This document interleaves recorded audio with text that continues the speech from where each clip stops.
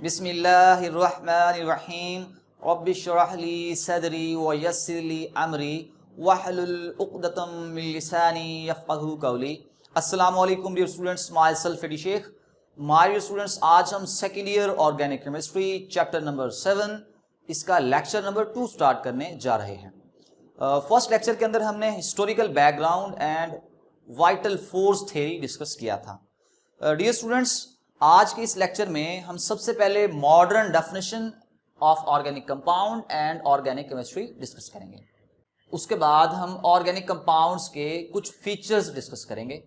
उन फीचर्स में सबसे पहले peculiar nature of carbon, then non ionic character of organic compounds, similarity in behaviour, complexity of organic compounds, isomerism, rates of organic reaction और सबसे आखिर में इंशाल्लाह solubility डिस्कस करेंगे। माय डियर स्टूडेंट्स, सबसे पहले हम modern definition of organic compound discuss करते हैं। Modern definition of organic compounds, organic compounds की नई डेफिनेशन, जदीद definition. The covalent compounds, the covalent compounds, ऐसे कंपाउंड्स जिनके अंदर कोवेलेंट बॉन्ड होता है। The covalent compounds of carbon and hydrogen, hydrogen और कार्बन के कोवेलेंट कंपाउंड्स, हाइड्रोजन और कार्बन के कोवेलेंट कंपाउंड्स जिनको हम हाइड्रोकार्बन भी कहते हैं। देखें जी, जैसा कि मीथेन है हमारे पास, मीथेन का फार्मूला होता है CH4। मीथेन जो है वो कार्बन और हाइड्रोजन का कंपाउंड है, कार्बन और हाइड्रोजन से बना है और इसमें कार्बन और हाइड्रोजन के दरमियान कोवेलेंट बॉन्ड है।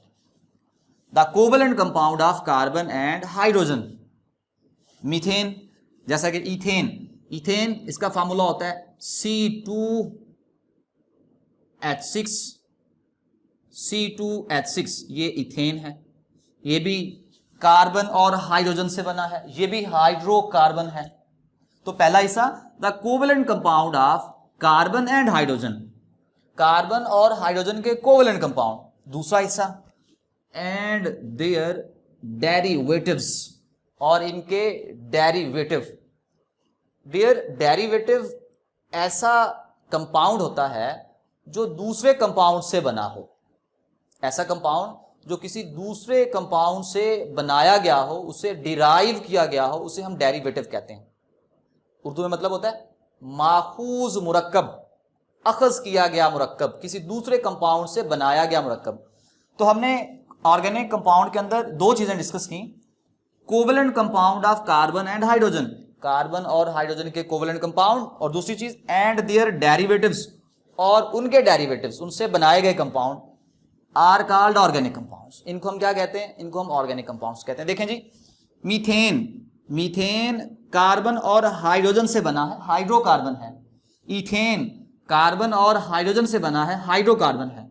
मीथेन में एक कार्बन और 4 हाइड्रोजन है। अगर मैं मीथेन का एक हाइड्रोजन हटा दूं और इस एक हाइड्रोजन की जगह पे मैं एक नया एटम लगा दूं, फॉर एग्जांपल मैं यहाँ पे एक हाइड्रोजन हटा के ये H4 था, H3 हो गया, और एक H की जगह मैं कार्बन के साथ क्लोरीन लगा देता हूँ, तो ये बन गया मिथाइल क्लोराइड। CH3 मिथाइल और Cl क्लोराइड। अब ये जो मिथाइल क्लोराइड है ये हमने मीथेन से बनाया है, तो इसलिए हम मिथाइल क्लोराइड को मीथेन का डेरिवेटिव कहेंगे, डेरिवेटिव। इसी तरह इथेन है C2H6। अगर मैं इथेन का एक हाइड्रोजन रिमूव करके इसकी जगह पे कोई नया आइटम लगा देता हूं, जैसा कि C2H5 6 था पहले, अब यहां पे मैं लगा देता हूं Cl क्लोराइड, तो ये बन गया इथाइल क्लोराइड। ये इथेन का डेरिवेटिव है। डियर स्टूडेंट्स, ऐसे कंपाउंड्स जो कार्बन और हाइड्रोजन से बने हों और उनके डेरिवेटिव्स पर मुश्तमिल हों, उनको हम ऑर्गेनिक कंपाउंड्स कहते हैं। एग्जाम्पल मैंने डिस्कस कर ली है। Methane and ethane are hydrocarbons and methyl chloride and ethyl chloride are their derivatives. Next है जी कंपोजिशन।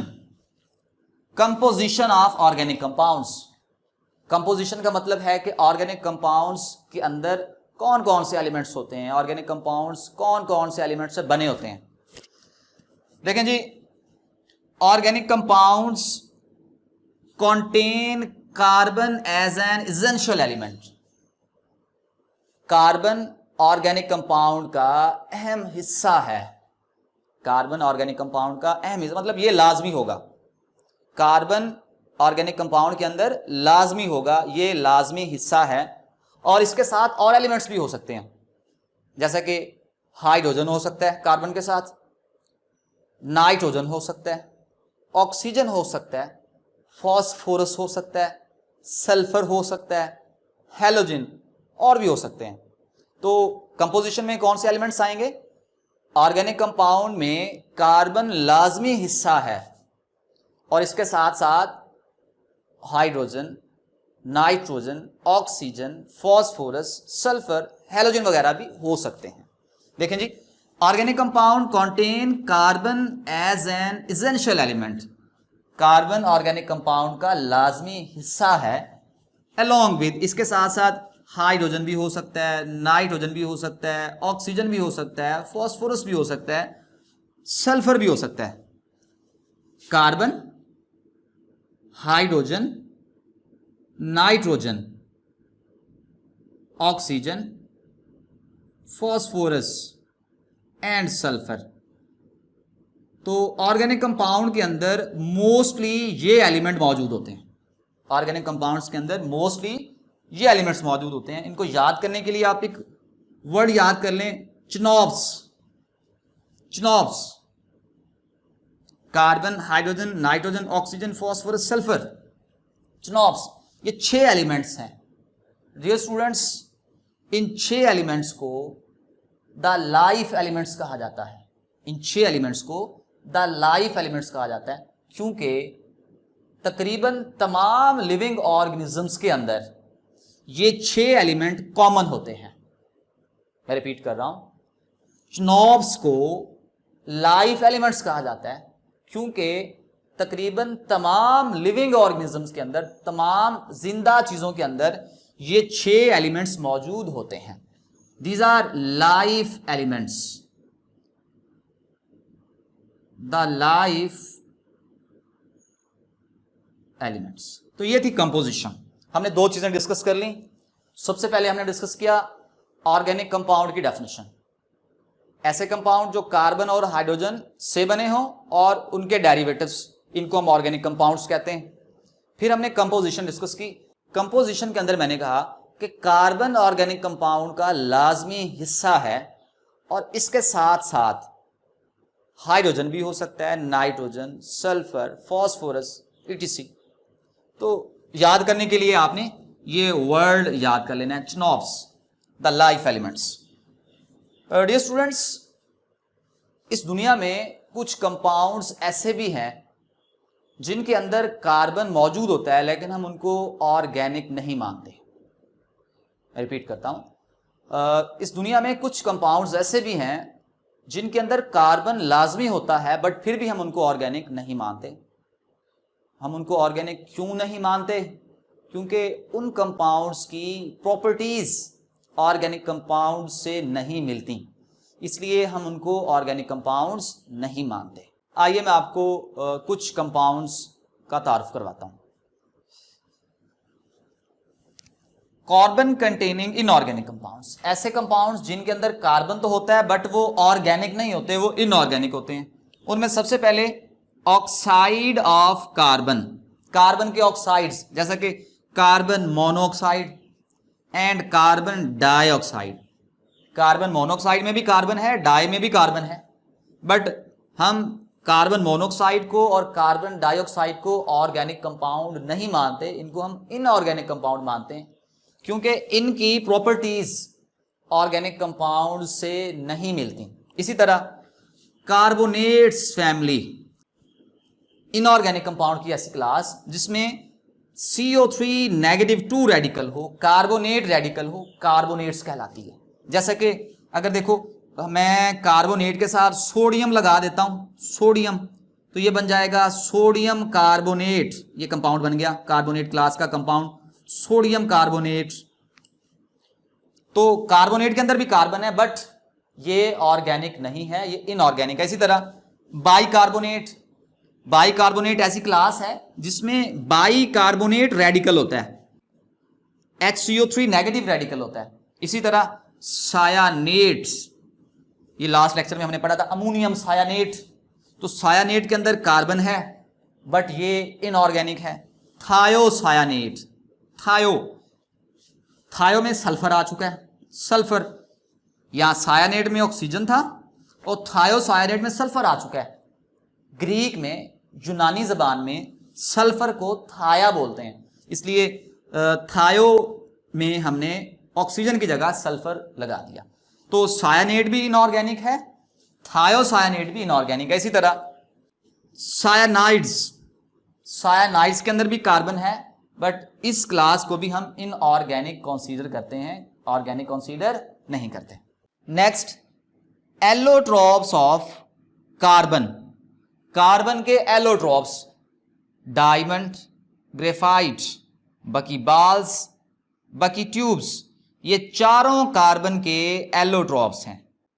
मतलब ये सब कार्बन से बने हुए हैं। डायमंड, ग्रेफाइट, बकीबाल्स, बकी ट्यूब्स या फिर कार्बन नैनो ट्यूब्स, ये चारों के चारों कार्बन के एलोट्रॉप्स हैं। ये चारों के चारों कार्बन से बने हुए हैं बट हम इनको इनऑर्गेनिक मानते हैं। डियर स्टूडेंट्स, ये थे कुछ इनऑर्गेनिक कंपाउंड्स जिनके अंदर कार्बन मौजूद होता है बट हम उनको ऑर्गेनिक नहीं मानते क्योंकि उनकी प्रॉपर्टीज ऑर्गेनिक कंपाउंड्स से नहीं मिलती। नेक्स्ट हम डिस्कस करते हैं modern definition of organic chemistry, organic chemistry की मॉडर्न डेफिनेशन। डियर स्टूडेंट्स, हमने ये जो सारी स्टडी की है ये है ऑर्गेनिक केमिस्ट्री। हमने ऊपर स्टडी किया कि ऑर्गेनिक कंपाउंड्स ऐसे कंपाउंड्स हैं जो कार्बन और हाइड्रोजन से बने हों और उनके डेरिवेटिव्स पर मुश्तमिल हों। अब हाइड्रोकार्बन्स और उनके डेरिवेटिव्स की स्टडी को ऑर्गेनिक केमिस्ट्री कहा जाता है। The study of hydrocarbons and their derivatives is called organic chemistry. तो हमने modern definition of organic compound and organic chemistry discuss कर ली है, साथ ही हमने कंपोजिशन डिस्कस की है और कुछ ऐसे इनऑर्गेनिक कंपाउंड देखे हैं जिनके अंदर कार्बन तो होता है बट वो ऑर्गेनिक नहीं होते। नेक्स्ट है जी features of organic compounds. Organic compounds के फीचर्स, फीचर्स मीन खुसूसियात, प्रॉपर्टीज। वैसे तो ऑर्गेनिक कंपाउंड्स के बहुत सारे फीचर्स हैं लेकिन हम यहाँ पे सिर्फ 7 फीचर्स को डिस्कस करेंगे। सबसे पहले peculiar nature of carbon, carbon की मुनफरिद फितरत। पेक्यूलियर, पेक्यूलियर मीन मुनफरिद या फिर मखसूस। कार्बन की मुनफरिद फितरत, नेचर, फितरत, कार्बन की मुनफरिद फितरत। कार्बन पीरियोडिक टेबल का ऐसा एलिमेंट है जिसकी प्रॉपर्टीज पीरियोडिक टेबल के तमाम एलिमेंट से मुनफरिद हैं। Carbon large number of organic compounds बनाता है। मौजूदा दौर में कार्बन के मिलियंस कंपाउंड्स डिस्कवर हो चुके हैं। इतने ज्यादा कंपाउंड्स की 2 बुनियादी वजूहात हैं।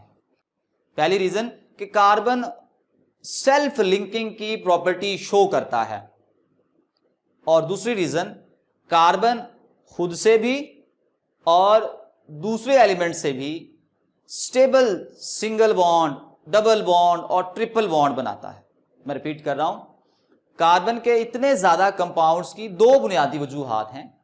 सबसे पहली रीजन कि कार्बन सेल्फ लिंकिंग की प्रॉपर्टी शो करता है, कार्बन खुद से जुड़ने की प्रॉपर्टी शो करता है, और दूसरी रीजन कार्बन खुद से भी और बाकी एलिमेंट से भी सिंगल बॉन्ड भी बना सकता है, डबल बॉन्ड भी बना सकता है और ट्रिपल बॉन्ड भी बना सकता है।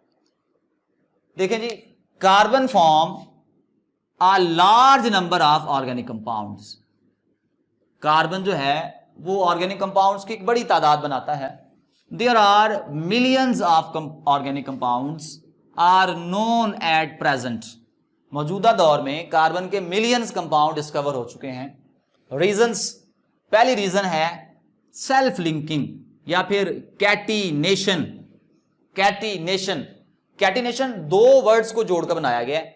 इसमें पहला वर्ड है कैटिना। कैटिना, कैटिना इज अ लैटिन टर्म, ये लातीनी टर्म है, लातीनी लफ्ज है। इसका मतलब होता है चेन। इसी तरह सेकंड है ation, ATION, ation. Ation is a French suffix, ये फ्रांसीसी जबान का सफिक्स है। सफिक्स मीन जो वर्ड के आखिर में आता है लाह का। डियर स्टूडेंट्स, एशन का सफिक्स हम उन वर्ड्स के आखिर में यूज करते हैं जो प्रोसेस या एक्शन हो। मतलब अगर हम किसी काम को डिस्कस कर रहे होंगे, किसी प्रोसेस को डिस्कस कर रहे होंगे, तो हम उस वर्ड के आखिर में एशन लगाएंगे। जैसा कि फिल्ट्रेशन, ये प्रोसेस है। सब्लिमेशन, ये भी प्रोसेस है। इसी तरह कैटिनेशन, कैटिनेशन का पूरा मतलब हुआ प्रोसेस ऑफ चेन फॉर्मेशन, ये लफ्जी मतलब है। अब हम डेफिनेशन डिस्कस करते हैं। The self linking, self mean खुद, लिंकिंग जुड़ना, खुद से जुड़ना। Self linking property of an element, किसी एलिमेंट की खुद से जुड़ने की सलाहियत। अब जब कोई एलिमेंट खुद से जुड़ेगा तो क्या होगा? To form long chains and large rings, तो वो लंबी लंबी चेन्स और बड़े बड़े रिंग्स बनाएगा। इस प्रॉपर्टी को हम कैटिनेशन कहते हैं। किसी एलिमेंट का खुद से जुड़ के लंबी लंबी चेन्स और बड़े बड़े rings banana, that is called catenation. Example देखते हैं। कार्बन, अगर मैं कार्बन को दूसरे कार्बन से जोड़ दूं, तो ये दो कार्बन मैंने जोड़ दिए हैं। जैसा कि आपको पता है कार्बन 4 बॉन्ड बनाता है, तो ये बाकी 4 बॉन्ड आप पूरे कर दें इसके हाइड्रोजन से, तो ये बन गया। अगर मैं यहाँ पे H लगा दूं तो ये बन जाएगा इथेन। मैंने 2 कार्बन को सिंगल बॉन्ड के जरिए जोड़ा और वैलेंसी पूरी कर दी, इथेन। इसी तरह अगर मैं 3 कार्बन को जोड़ दूं, ये बन गया प्रोपेन। अगर मैं 3 कार्बन को जोड़ के एक कार्बन की ब्रांच बना दूं, तो ये बन गया आइसोब्यूटेन। तो एक एक कार्बन बढ़ाते जा रहे हैं और कंपाउंड की नेचर चेंज होती जा रही है। इसी तरह अगर आप रिंग बना दें, कार्बन को आपस में जोड़ के रिंग बना दें, तो ये एक नया कंपाउंड बन जाएगा। तो कैटिनेशन किसी एलिमेंट की वो प्रॉपर्टी है जिसकी बिना पर वो सेल्फ लिंकिंग करके चेन्स और रिंग्स बनाता है। डियर स्टूडेंट्स, कैटिनेशन की प्रॉपर्टी सिर्फ कार्बन शो नहीं करवाता, बल्कि पीरियोडिक टेबल के कुछ और एलिमेंट्स भी हैं जो कैटिनेशन की प्रॉपर्टी शो करवाते हैं। जैसा कि सिलिकॉन, ये कार्बन वाले ग्रुप में ही है, कार्बन से नीचे है, ये भी कैटिनेशन की प्रॉपर्टी शो करवाता है। इसी तरह सल्फर, फॉस्फोरस, बोरोन, ये एलिमेंट्स भी कैटिनेशन की प्रॉपर्टी शो करवाते हैं। लेकिन कार्बन में कैटिनेशन की प्रॉपर्टी मैक्सिमम होती है। अब ऐसा क्यों होता है ये मैं आपको समझाता हूं।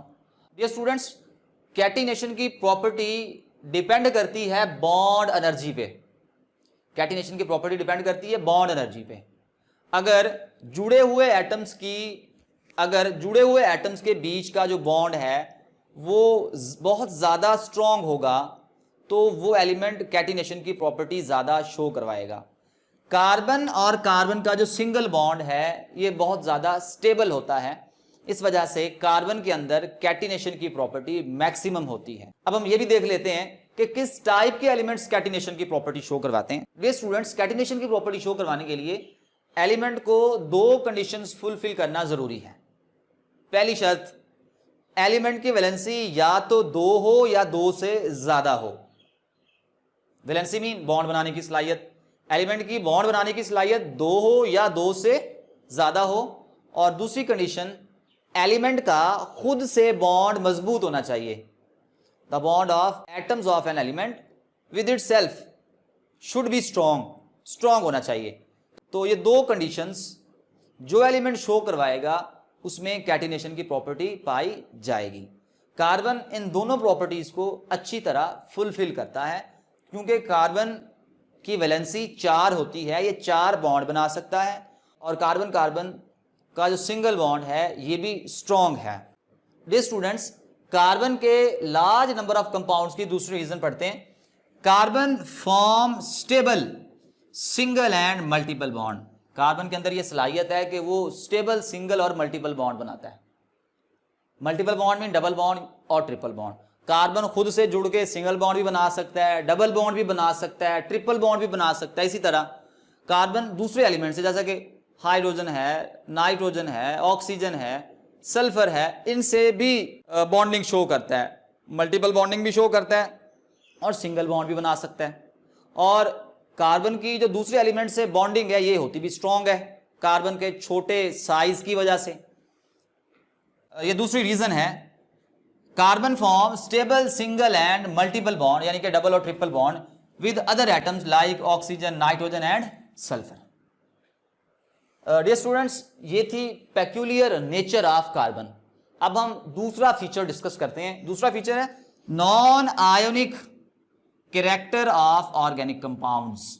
ऑर्गेनिक कंपाउंड्स का non ionic character. Dear students, हम ये डिस्कस कर चुके हैं कि ऑर्गेनिक कंपाउंड के अंदर मोस्टली 6 एलिमेंट होते हैं, जिनमें कार्बन है, हाइड्रोजन है, नाइट्रोजन है, ऑक्सीजन है, फॉस्फोरस है और सल्फर है। अब अगर इन सब एलिमेंट पे गौर किया जाए तो ये सब के सब नॉन मेटल्स हैं, नॉन मेटल्स। और आप जानते हैं कि जब दो नॉन मेटल्स आपस में बॉन्डिंग करते हैं तो वो इलेक्ट्रॉन की शेयरिंग करते हैं, और इलेक्ट्रॉन की शेयरिंग के नतीजे में कोवेलेंट बॉन्ड बनता है। तो ऑर्गेनिक कंपाउंड जो होते हैं जनरली उनके अंदर कोवेलेंट बॉन्ड मौजूद होता है। Organic compounds are generally covalent compounds. जो ऑर्गेनिक कंपाउंड्स हैं ये जनरली कोवेलेंट कंपाउंड्स हैं, इनके अंदर कोवेलेंट बॉन्ड होता है। अब चूंकि ये कोवेलेंट कंपाउंड्स हैं तो ये मॉलिक्यूलर रिएक्शन देंगे। मॉलिक्यूलर रिएक्शन, मॉलिक्यूलर रिएक्शन ऐसे रिएक्शन जिनके अंदर मॉलिक्यूल्स इन्वॉल्व होते हैं, जैसा कि मीथेन का मॉलिक्यूल है, इथेन का मॉलिक्यूल है। तो चूंकि ऑर्गेनिक कंपाउंड्स कोवेलेंट कंपाउंड्स हैं इसलिए ये मॉलिक्यूलर रिएक्शन देंगे और ये आयोनिक रिएक्शन नहीं देंगे। आयोनिक रिएक्शन आयोनिक कंपाउंड्स देते हैं। थर्ड फीचर है जी सिमिलैरिटी इन बिहेवियर। सिमिलैरिटी, मुशाबियत, इन बिहेवियर। बिहेवियर का मतलब यहां पे करैक्टरिस्टिक है, खसूसियत, प्रॉपर्टीज, प्रॉपर्टीज में मुशाबियत।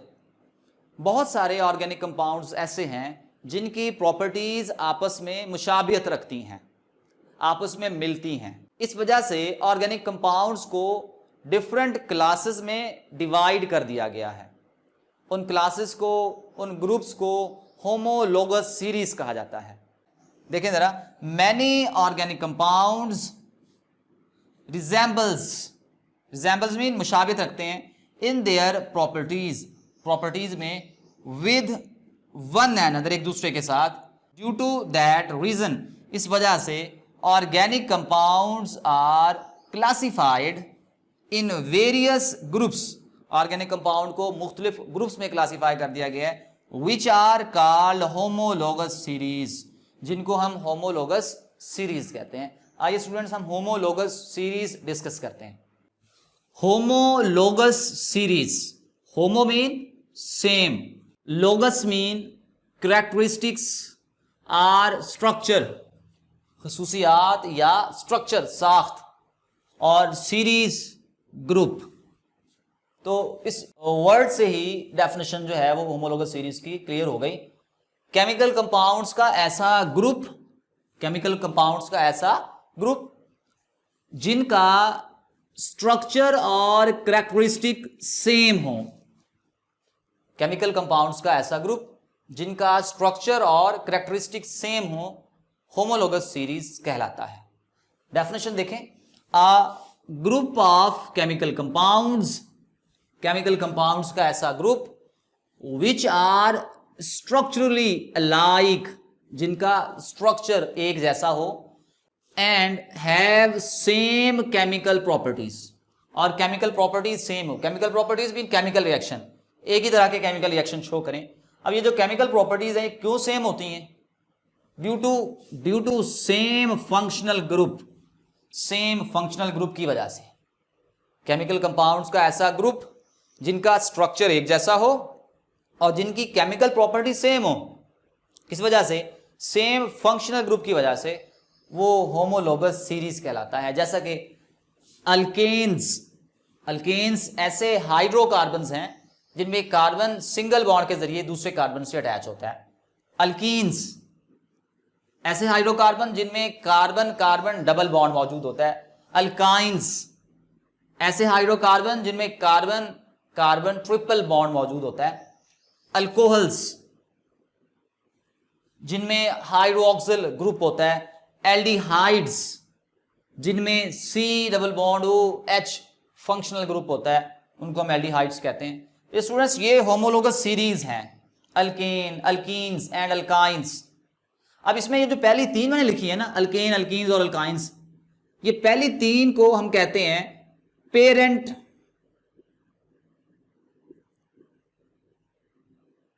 Homologous series. पहली तीन को हम कहते हैं पेरेंट होमोलोगस सीरीज। ये बुनियादी हैं, ये बेसिक हैं। बाकी जितनी भी सीरीज हैं वो इनसे डिराइव की गई हैं, जैसे कि हाइड्रोक्सिल है, एल्डिहाइड्स हैं, कीटोन्स हैं, कार्बोक्सिलिक एसिड्स हैं, वो सब की सब डिराइव्ड की गई हैं। किन से? अल्केन, अल्कीन और अल्काइन से। अब मैं आपको ना यहां पे एक होमोलोगस सीरीज लेके कुछ और बातें समझाता हूं। फॉर एग्जाम्पल मैं अल्कीन ले लेता हूं।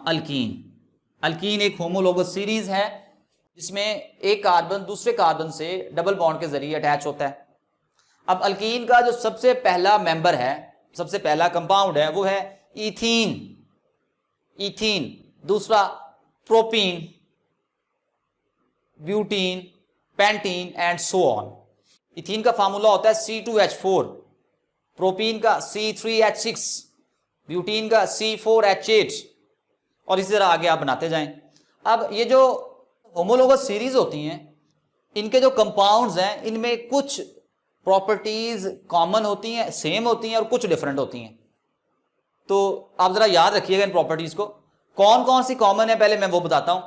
पहली बात, होमोलोगस सीरीज के कंपाउंड्स जो होते हैं इनकी केमिकल प्रॉपर्टीज सेम होती हैं, इनकी केमिकल प्रॉपर्टीज सेम होती हैं। दूसरी बात, इनमें फंक्शनल ग्रुप सेम होता है। होमोलोगस सीरीज के जितने भी कंपाउंड्स होते हैं उनके अंदर फंक्शनल ग्रुप सेम होता है। तीसरी बात, होमोलोगस सीरीज के तमाम कंपाउंड्स को बनाने के लिए एक ही मेथड यूज किया जाता है। मतलब होमोलोगस सीरीज के कंपाउंड्स का मेथड ऑफ प्रेपरेशन सेम होता है। इसी तरह होमोलोगस सीरीज के तमाम कंपाउंड्स एक ही जनरल फार्मूला को फॉलो करते हैं। अब अल्कीन के केस में होता है CnH2n, n number of carbon. Alkane में होता है CnH2n+2, अल्काइन में होता है CnH2n-2। तो होमोलोगस सीरीज के तमाम कंपाउंड एक ही जनरल फार्मूला को फॉलो करते हैं। तो ये वो बातें थी जो होमोलोगस सीरीज के कंपाउंड में सेम होती हैं। अब हम डिस्कस करते हैं कि कौन सी ऐसी प्रॉपर्टीज हैं जो होमोलोगस सीरीज के कंपाउंड्स में डिफरेंट होती हैं।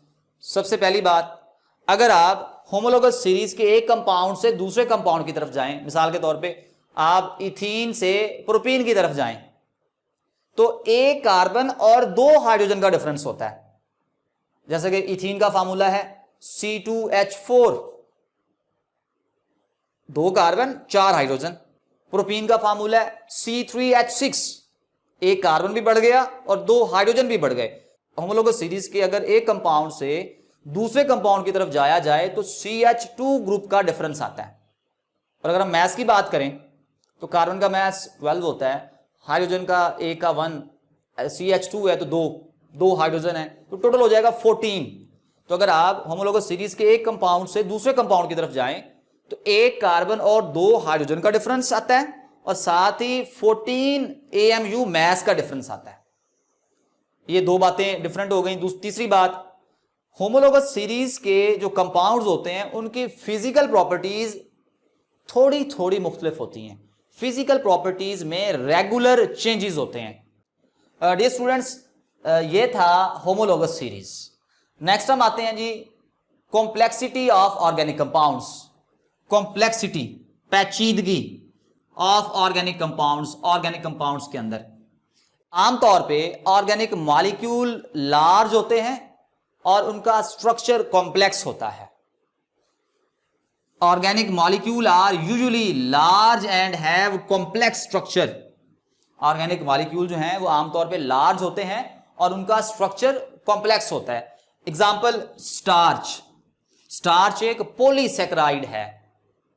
इसका जनरल फार्मूला देखें C6H10O5 × N। ये स्टार्च का जनरल फार्मूला है, एमसीक्यूज के तौर पे पूछा जा सकता है। तो ये स्टार्च, ये जो C6H10O5 ये एक यूनिट है, ये एक पार्ट है और ये जो यूनिट है ये रिपीट होता है N टाइम। मतलब इस तरह के थाउजेंड्स यूनिट्स आपस में कंबाइन होकर स्टार्च बनाते हैं। ये जो N है, N थाउजेंड टू मिलियन हो सकता है। तो इसी तरह सेलुलोज। अब सेलुलोज की कंपोजिशन भी सेम है, इसमें भी कार्बन 6, हाइड्रोजन 10, ऑक्सीजन 5। ये भी ये सेलुलोज का यूनिट है और ये भी N टाइम रिपीट हो रहा है। तो स्टार्च और सेलुलोज का जनरल फार्मूला सेम है। प्रोटीन एक पॉलीपेप्टाइड होता है जो अमाइनो एसिड से बनता है। प्रोटीन एक पॉलीपेप्टाइड है जो अमाइनो एसिड से बनता है। अब इस पॉलीपेप्टाइड का जो मॉलिक्यूलर मास होता है ये कुछ हजार से लाखों तक जाता है, कुछ हजार से लाखों तक जाता है। ये था जी complexity of organic compounds. Dear students, अब हम आइसोमेरिज्म डिस्कस करते हैं। आइसोमेरिज्म 3 वर्ड्स को जोड़कर बनाया गया है। पहला जी आइसो, ये ग्रीक वर्ड आइसोस से लिया गया है। आइसोस का मतलब होता है सेम। दूसरा है मर, ये ग्रीक वर्ड मीरोज से लिया गया है और मीरोज का मतलब होता है यूनिट आर पार्ट। और लास्ट में है इज्म इंग्लिश का सफिक्स है। केमिस्ट्री में इज्म का मतलब होता है फिनोमिनन। इंग्लिश में इज्म का मतलब होता है स्टेट, बट केमिस्ट्री में इज्म का मतलब होता है फिनोमिनन। फिनोमिनन हम कहते हैं कुदरती अमल को, नेचुरल प्रोसेस को, कुदरती मजहर को, ऑब्जर्वेबल फैक्ट को, वो हकीकत जो हमें नजर आ रही हो उसको हम फिनोमिनन कहते हैं। तो ये लफ्जी मतलब हो गया। आइसोस सेम, मीरोज यूनिट और इज्म केमिस्ट्री के अंदर हम वहां पे यूज करते हैं जहां पे कुदरती अमल को डिस्कस किया जा रहा हो। तो डेफिनेशन की तरफ बढ़ते हैं। 2 or more compounds which have same molecular formula। 2 या 2 से ज्यादा कंपाउंड्स जिनका मॉलिक्यूलर फार्मूला सेम हो but have different structural formula, लेकिन उनका स्ट्रक्चरल फार्मूला डिफरेंट हो और उनकी प्रॉपर्टीज भी डिफरेंट हो, उनको आइसोमर्स कहते हैं। मैं रिपीट करता हूं, ऐसे कंपाउंड्स जिनका मॉलिक्यूलर फार्मूला सेम हो बट स्ट्रक्चरल फार्मूला और प्रॉपर्टीज डिफरेंट हो, वो कंपाउंड्स आइसोमर्स कहलाते हैं और इस फिनोमिनन को आइसोमेरिज्म कहा जाता है।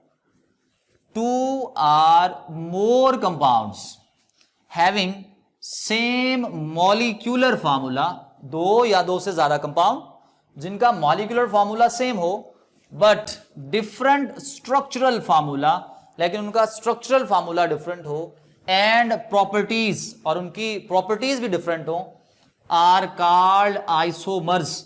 उनको हम आइसोमर्स कहेंगे, आइसोमेरिज्म नहीं, आइसोमर्स कहेंगे। और इस फिनोमिनन को, इस कुदरती मजहर को हम आइसोमेरिज्म कहते हैं।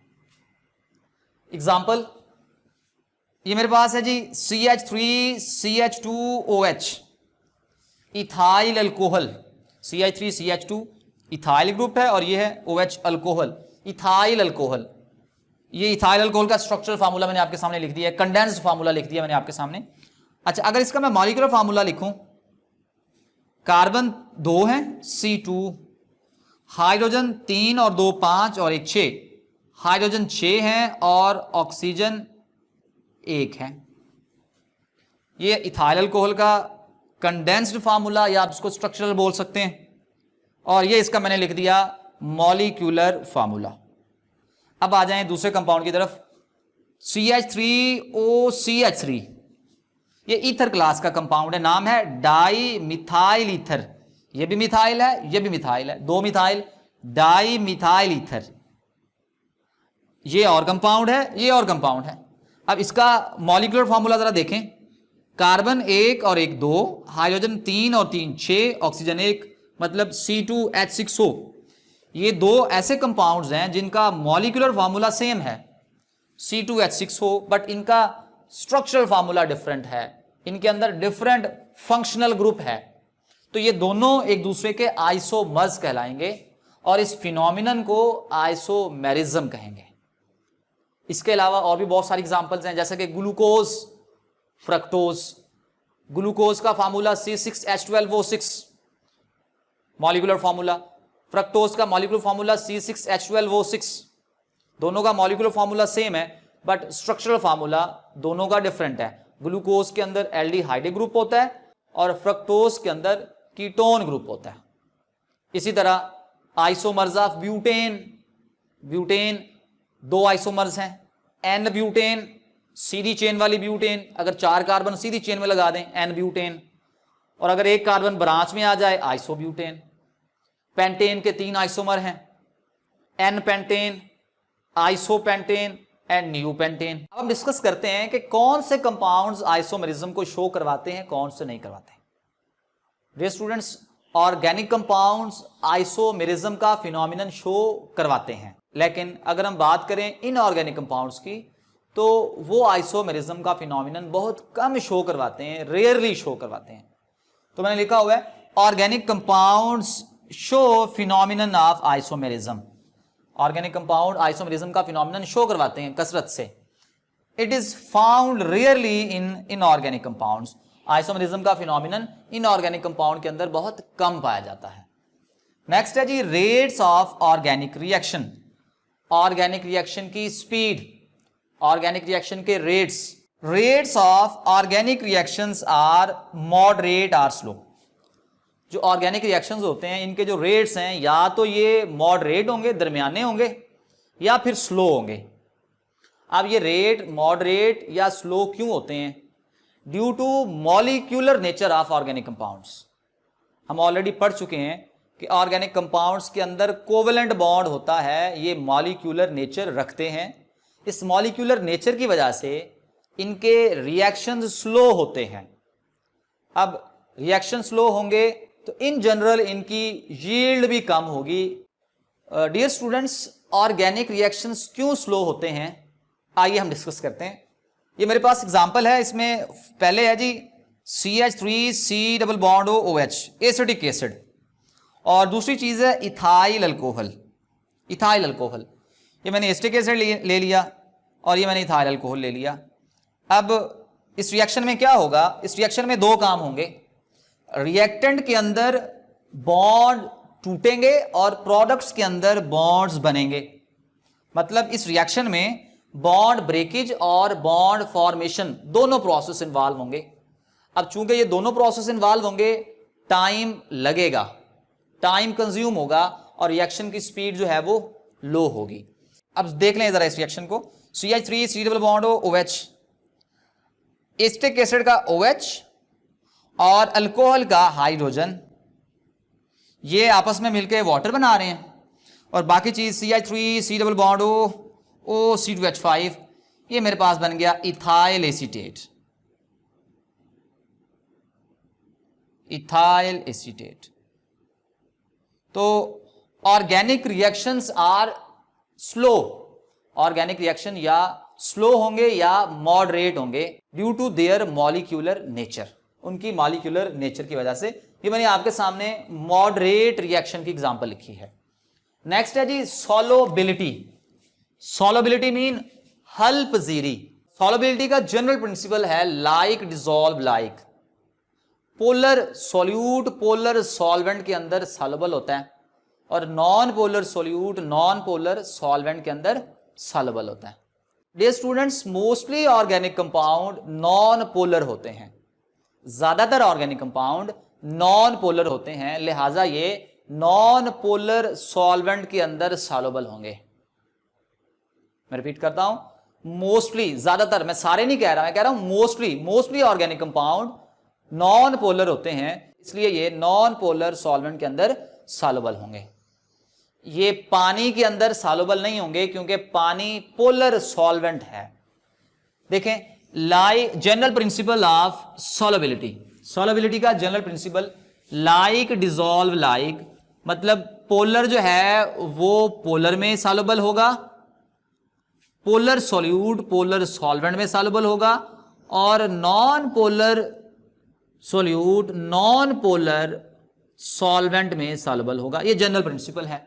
अब हम ऑर्गेनिक कंपाउंड की बात कर लेते हैं। Mostly organic compounds are non polar, ज्यादातर ऑर्गेनिक कंपाउंड नॉन पोलर होते हैं, so they are soluble in non polar solvents, लिहाजा ये नॉन पोलर सॉल्वेंट में सॉल्युबल होंगे।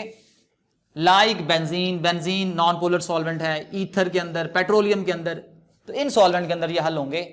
दूसरी बात, mostly organic compounds are insoluble in water, ज्यादातर ऑर्गेनिक कंपाउंड पानी के अंदर हल नहीं होते क्योंकि पानी पोलर है, बट दोज ऑर्गेनिक कंपाउंड, लेकिन कुछ ऐसे ऑर्गेनिक कंपाउंड्स भी हैं जो पानी के अंदर हल हो जाते हैं।